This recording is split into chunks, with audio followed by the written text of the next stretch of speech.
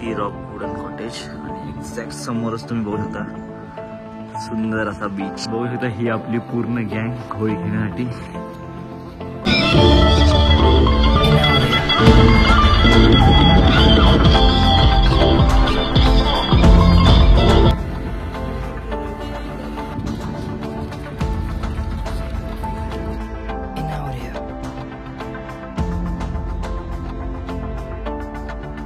नमस्कार मित्रांनो, तुमचं पुन्हा एकदा स्वागत आहे आपल्या युट्यूब चॅनलवरती, ज्याचं नाव आहे नितीन पाटील ब्लॉग्स. तर आज आहे 14 मार्च, वार आहे शुक्रवार, सकाळचे वाजलेत 11. तर सर्वात पहिले तुम्हा सर्वांना माझ्या आणि माझ्या संपूर्ण परिवाराकडून धुलीवंदनच्या हार्दिक हार्दिक शुभेच्छा. तर थंबनेल बघून तुम्हाला समजलं असेल आज आपण कुठे आलोय. तर आज आपण आलो आहे मालवण ट्रिपसाठी. तर मालवण ट्रिपसाठी आपण एका ग्रुपसोबत आलो आहे. तर त्या ग्रुपचं नाव आहे स्नाव टुरिझम.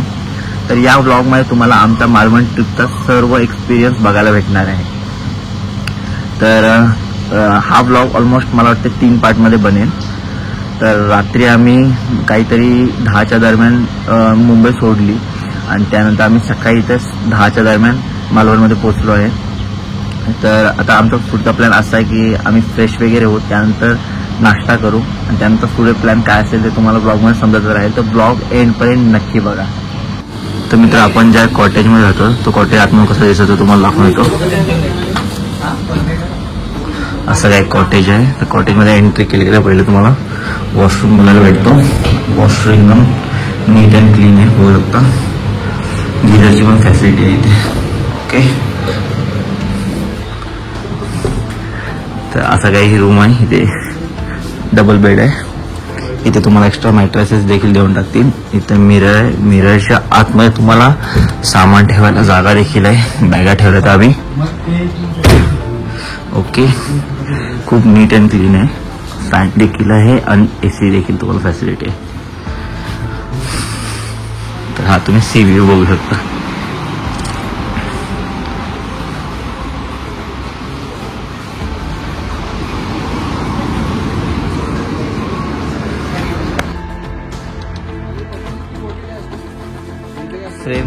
तर हा आहे आपल्या कॉटेजच्या आजूबाजूचा परिसर. मोठे मोठे नारळाची झाडं आहेत. सुंदर असा व्ह्यू आहे आणि अगदी कॉटेजच्या समोरच 1 मिनिटाच्या अंतरावर आपल्याला बीच आहे. खूप सुंदर व्ह्यू आहे.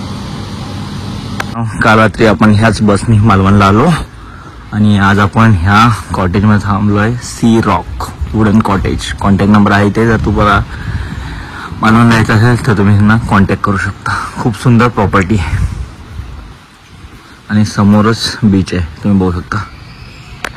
तर हा आपला सी रॉक वुडन कॉटेज आणि एक्झॅक्ट समोरच तुम्ही बघू शकता सुंदर असा बीच.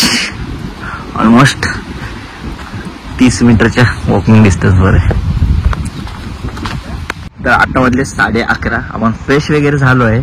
तर सर्वजण आता खाली भेटतील. त्यानंतर आपल्याला जायचं आहे नाश्ता करण्यासाठी. नाश्ता केल्यानंतर आपण होळी खेळणार आहोत. फुल धमाल मस्ती करणार आहोत, जे की तुम्ही ब्लॉगमध्ये बघणारच आहे. तर आता मी आलो आहे बीचवरती. बीच एकदम नीट अँड क्लीन आहे आणि पूर्ण मोकळं आहे. तुम्हाला ते पण दाखवतो.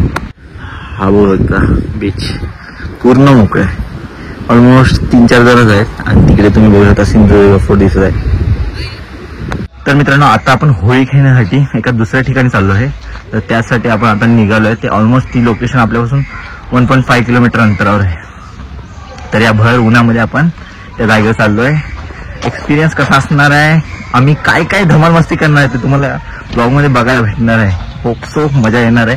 बघूया काय होतंय व्हिडिओच्या एंडमध्ये. बघू शकता ही आपली पूर्ण गँग होळी खेळण्यासाठी कॉटेजवर चालली आहे. फुल धमाल मस्ती होणार आहे.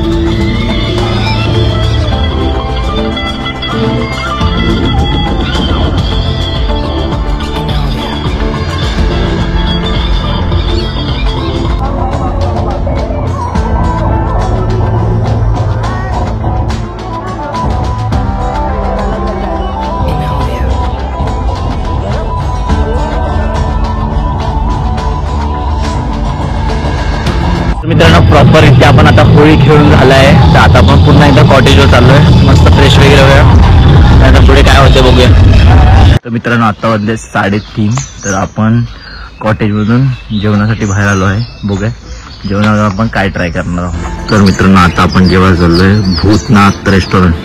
बघूया आतमधलं जेवण कसं आहे.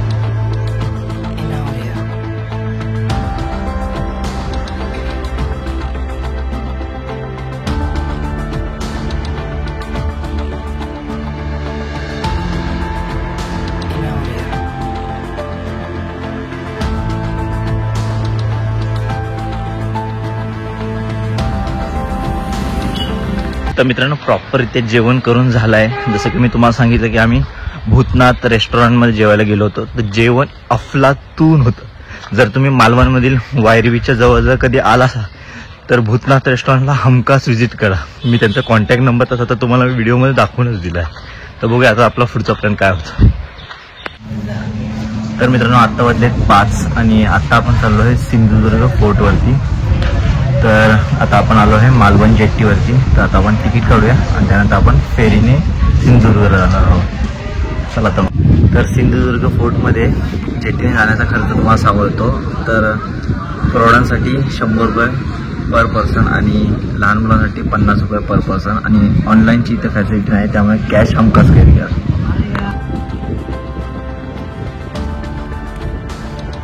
तर असं काही दृश्य आहे मालवण जेट्टीवरूनचा.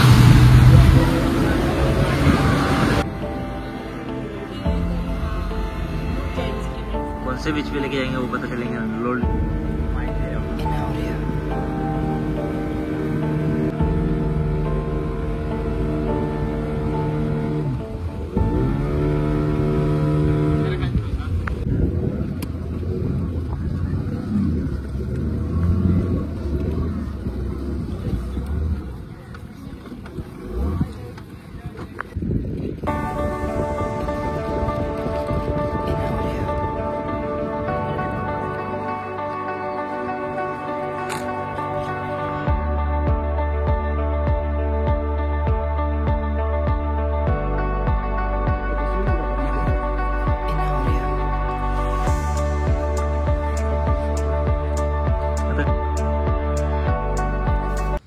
तर सिंधुदुर्ग किल्ल्याचे बांधकाम हे गौमुख पद्धतीचे होते.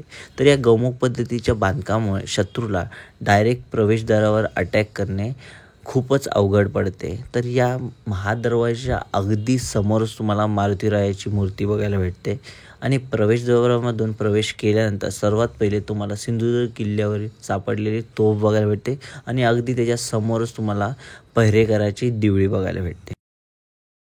महादरवाजातून प्रवेश केल्यानंतर समोरच तुम्हाला जरीमरी आई देवीचं मंदिर बघायला भेटते. नगरखाना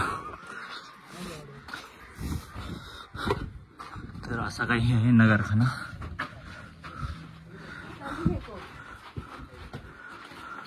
तर सिंधुदुर्ग किल्ला हा 48 एकरमध्ये पसरलेला आहे आणि हा पूर्ण किल्ला एक्सप्लोअर करण्यासाठी तुम्हाला ऑलमोस्ट 1 दिवसाचा कालावधी लागतो.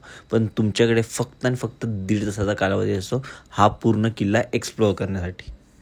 तर आत्ता आपण चाललो आहे सिंधुदुर्ग किल्ल्यावरील छत्रपती शिवाजी महाराजांचे हाता आणि पायाचे ठसे बघण्यासाठी. तर हा आहे छत्रपती शिवाजी महाराजांच्या डाव्या पायाचा ठसा. तर हा बुरुज आहे. इथं फ्लॅग होस्टिंगसाठी एक जागा केली आहे बुरुजावरती.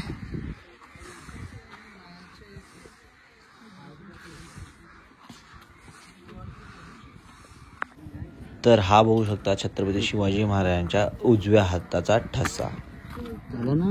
शिवाजी महाराजांच्या आरमारात या किल्ल्याला फार महत्त्व होते. किल्ल्याचे क्षेत्र कुर्टे बेटावर 48 एकरावर पसरलेले आहे. तटबंदीची लांबी साधारण 3 किलोमीटर आहे. बुरुजाची संख्या 52 असून 45 दगडी जिने आहे. या किल्ल्याचा तट हा 2 मैल इतका आहे. तटाची उंची ही 30 फूट असून रुंदी ही 12 फूट आहे. तर सिंधुदुर्ग किल्ल्याचे बांधकाम करण्यासाठी सुमारे 3 वर्षाचा कालावधी लागला.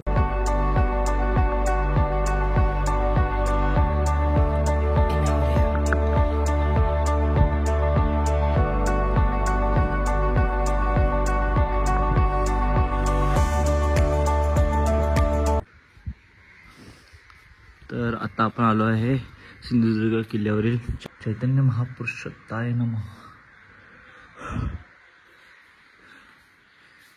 तर हे आहे गडावरील कृत्रिमरित्या बांधण्यात आलेले तलाव. तर याच तलावातील दगडाचा वापर करून गडावरील बांधकाम केले. तर आत्ता आपण चाललो आहे सिंधुदुर्गावरील छत्रपती शिवाजी महाराजांचे मंदिर बघण्यासाठी. तर आता आपण आलो आहे श्री शिवराजेश्वर देवस्थानामध्ये. तर हे छत्रपती शिवाजी महाराजांचे मंदिर त्यांचे सुपुत्र राजाराम महाराज यांनी बांधले. तर या मंदिरामध्ये तुम्हाला छत्रपती शिवाजी महाराजांची विना दाढीची मूर्ती बघायला भेटेल आणि त्यासोबतच तुम्हाला इथे छत्रपती शिवाजी महाराजांची तुळजा फिरंगी तलवार बघायला भेटेल. तर आता आपण आलो आहे सिंधुदुर्ग किल्ल्यावरील महादेवाच्या मंदिरामध्ये. तर या महादेवाच्या मंदिरामध्ये एक विहीर देखील आहे आणि त्या विहिरीमधूनच एक भुयारी मार्ग जातो जो की ओझर या गावी निघतो. तर या भुयारी मार्गाला वाघबीळ असे देखील म्हटले जाते.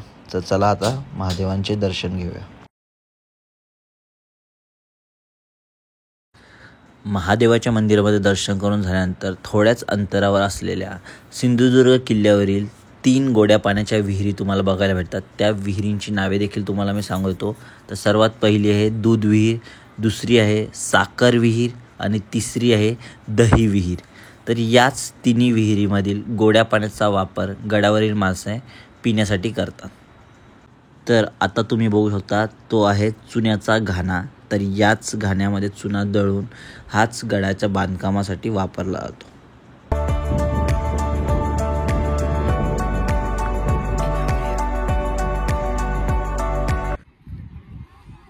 तर हा आहे सिंधुदुर्गवरील चोर दरवाजा.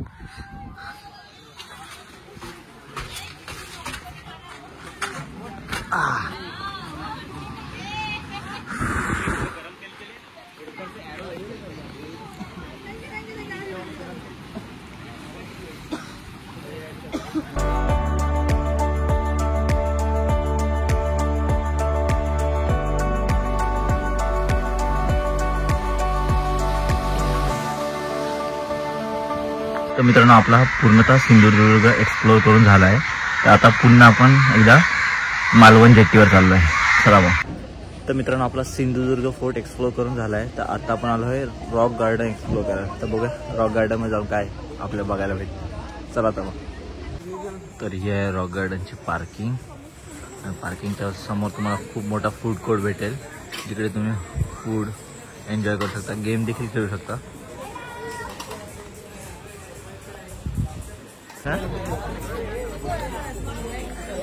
तर रॉक गार्डनच्या एंट्री गेटवर आपण आलो आहे. चला आता आतमध्ये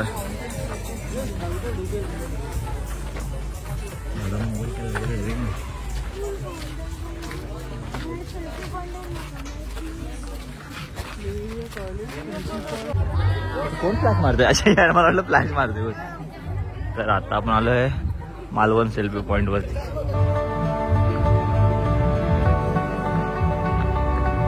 लवकर काढून घ्यायचं आपल्याला. तर मित्रांनो आपण रॉक गार्डन एक्सप्लोर करायला आलो होतो. तर रॉक गार्डनमध्ये एक म्युझिक शो पण असतो. तर मित्रांनो आपण आता रॉक गार्डनच्या किनाऱ्यावरती आले जिथे आपल्याला रॉक बघायला भेटतात. तिथे आपण शांतपणे बसलो आहे आणि समुद्राच्या लाटांची मजा घेतात.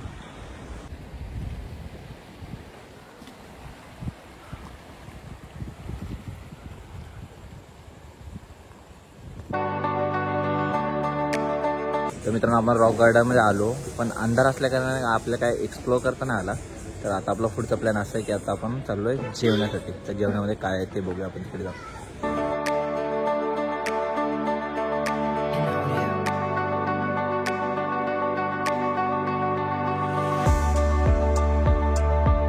तर मित्रांनो आता वाजले 11:30. तर आपलं जेवण करून झालं. त्यानंतर मी बीचवरती गेलो, थोडासा वॉक देखील केला. तर अशा प्रकारे आजचा आपला दिवस संपन्न झाला आहे. तर हा व्लॉग आपण इथेच एंड करूया. जर हा व्हिडिओ जर तुम्ही इथपर्यंत बघितला असेल तर नक्की व्हिडिओ लाईक करा, शेअर करा, चॅनल नक्की सबस्क्राईब करा. व्हिडिओ असा एका नवीन व्लॉग आहे. तोपर्यंत बाय बाय.